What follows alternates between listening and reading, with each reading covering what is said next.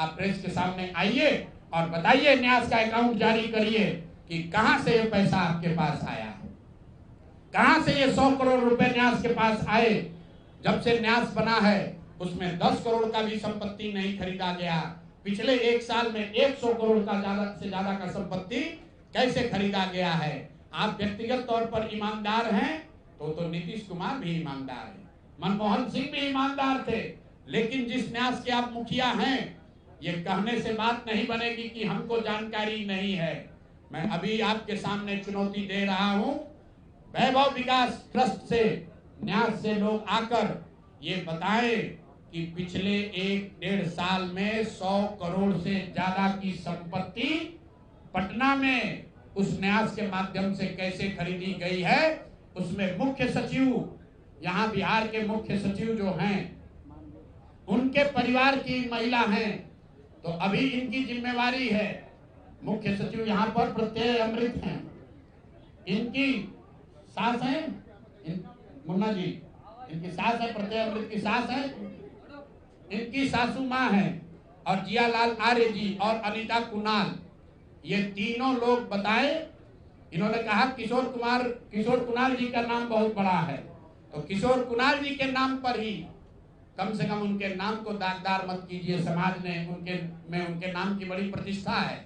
तो आप प्रेस को बुलाइए और क्लियर कीजिए कि आपके न्यास से, मैं 3 लोगों का नाम ले रहा हूँ। जियालाल आर्य जो बहुत सम्मानित व्यक्ति हैं, ईमानदार व्यक्ति हैं, उनकी ऐसी छवि है। दूसरा अनीता कुणाल जी जो किशोर कुणाल जी की पत्नी है, और तीसरा यहाँ के मुख्य सचिव की सासू माँ।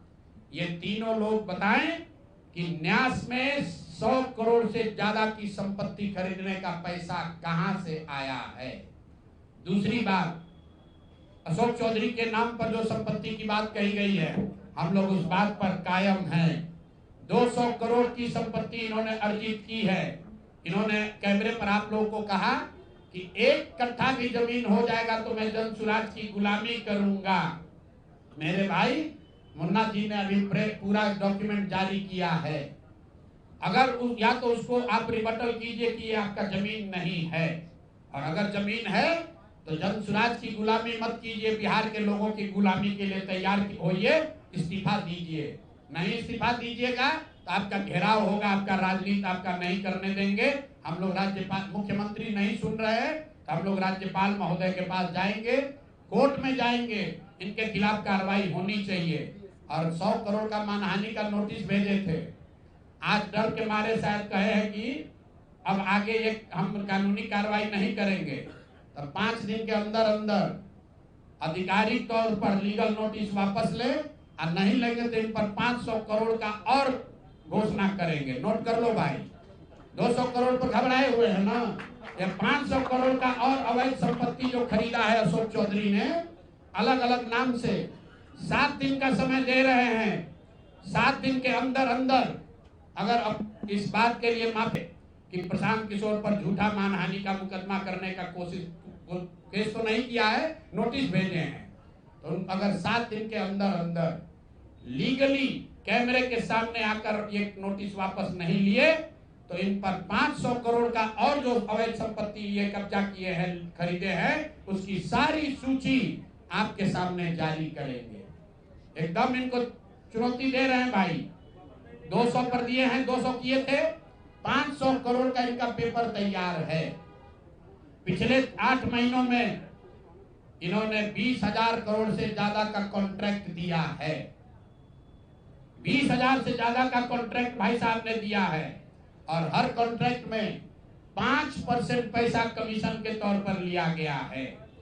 अभी इतना ही बोल रहे हैं, अगले प्रेस कॉन्फ्रेंस तक अगर इन्होंने अपनी गलती नहीं मानी तो जिन लोगों के जरिए ये 5% पैसा वसूला गया है, वो लोग को प्रेस के सामने बैठाकर आपसे परिचय कराएंगे कि कौन लोगों ने ये 5% की रेट से पैसा वसूला है।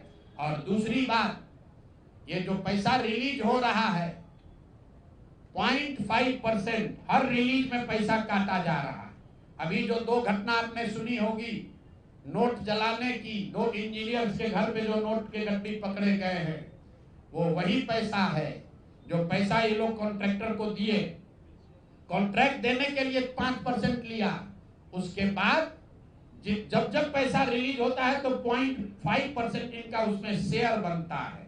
वही पैसा ये इंजीनियर कलेक्ट करके वापस ला रहे थे पटना जमा कराने, जो एक आदमी उसमें पकड़ा गया, एक आदमी जेल में भी है और रात भर नोट का गड्डी जलाया गया है।